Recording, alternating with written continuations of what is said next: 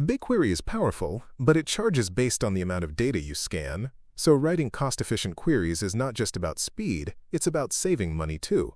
The first rule is to only select the columns you actually need. Avoid select star because it pulls every column whether you use it or not. Next, check your granularity before joins. Don't join product-level data to massive detail tables if you only need results at the product level.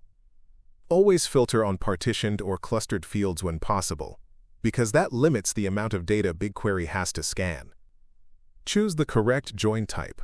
For example, inner join is cheaper than left join if you don't need unmatched rows.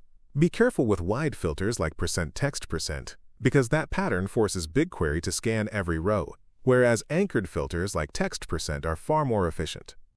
While building or debugging queries, use limits so you're not scanning an entire table just to test your logic. Leverage query caching, since BigQuery won't charge you again for the same unchanged result.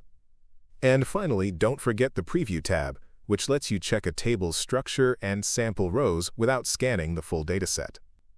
By combining these practices, you keep your queries fast, efficient, and cost-effective.